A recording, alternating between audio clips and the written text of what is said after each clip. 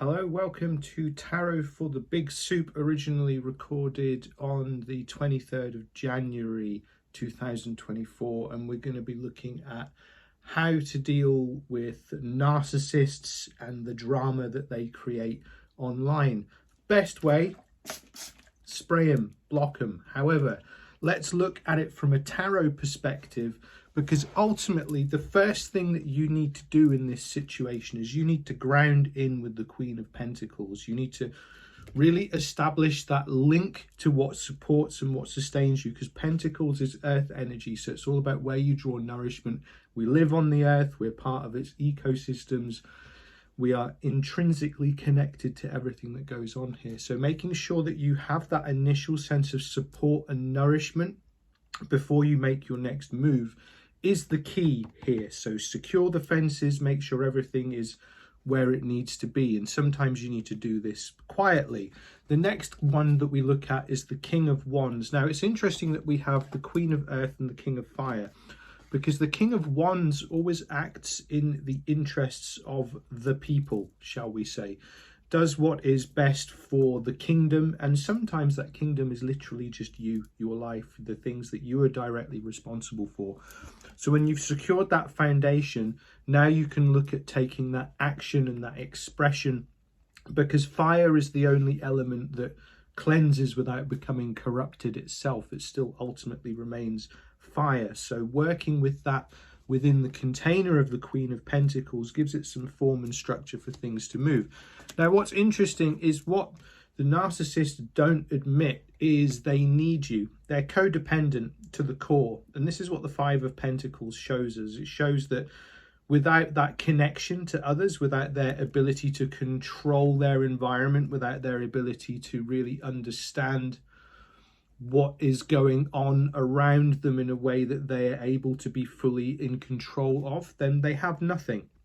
So when we recognize this, we are free to move away from those Five of Pentacles situations, because Five of Pentacles does show codependency and these other things, but because we're in the element of earth and we've already made the connection with the Queen of Pentacles, we're kind of doing some of the healing already before we start to unpick those threads, unknit the knots that have been made in those connections that lead us into the Five of Pentacles.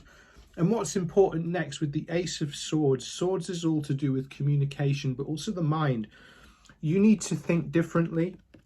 You need to reorganize how you look at things, how you look at people, how you look at spaces, how you look at anything that you've been involved in that has really thrived on you being in this situation of the Five of Pentacles, because now allowing new things to move through, because swords also represent the element of air, and if you think about it, air will catalyze the fire that is there in the King of Wands, but because it's an ace, it's completely new.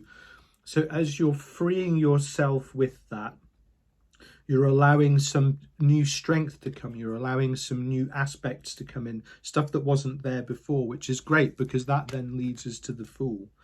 And what's interesting is when we leave the grip of the narcissist and the narcissistic situation, usually a relationship of some kind, we have to find our way once again. And the Fool is saying that it's okay for you to do this intuitively.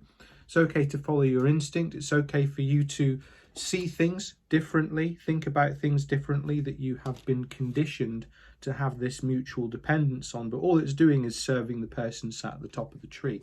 And of course, if you think about relationships and being in a power struggle with partner, these things are not natural. You know, I've experienced that a number of times in relationships, and finding my way again afterwards was the Fool. After I left a narcissistic relationship in 2016, one of the pivotal tarot readings that I've ever had in my life, the one that actually brought me back into the practice properly, the significator card I got was the Fool and also the Hermit. So it was that sense of following that journey of instinct and guided by my own inner compass, and just don't worry about having everything planned. You've just got to take those first few steps. And because you're doing it built on the foundation of the Queen of Pentacles, and you're taking those actions in a higher interest with the King of Wands, you're really allowing yourself to explore and redefine who you are away from that previous sense of, you know, things being the way they are, and you being told the sky is green when it's blue, and you know it's blue, you can see it's blue. So all of this stuff is a great way to get started. And then what we do, because the Fool is essentially pulling us on the, you know, the solar plexus, that intuitive center, we then go through the process of death. Now, whenever death comes up, I'm always drawn to the same thing. Look at the towers on the side there with the rising sun. It's not the setting sun. Death is a transformation, a change, and a beginning. How are you going to know who you are without following your instinct? And also, you're not going to get back to being the person that you were before the experience, because this sort of experience, it's a growth, you know, we change, we move forward, and we move through things, and we take on new color and new texture. And what's important not to be disheartened by is, you know, say if it was a narcissistic group, or, you know, a workplace or something like that, you're going to be going on your own, you know, because we see here with the 8 of Cups, the moon eclipsing the sun, and the person walking off into the mountains. And if we think of the spiritual meaning of mountains, we go off into the mountains to receive a form of enlightenment, you know, and an expansion of our being before we come back. But you can't go there as you were before. You have to go through that change. And we see that the pale rider of death is only met with the innocence and openness of the child. Everything else cannot stand to it.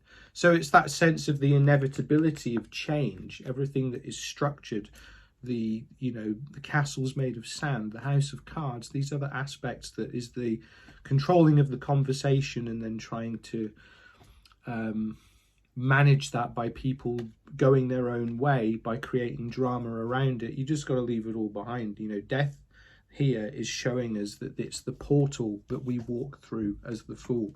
We give ourselves that opportunity to transform and go on that personal journey. Then in that moment, we just take a little reconnection with the 9 of Pentacles. Start to do the things that build you back up. Start to do the things that give you that self-care, that come from a place of self-love. Because in the narcissistic situations, everything that you are, everything that you have been, has become subservient to them. So you've got to figure out who you are again. And this is a great gift to give to yourself, you know. And as we do that, we let our actions do the talking. We have some kind of positive focus.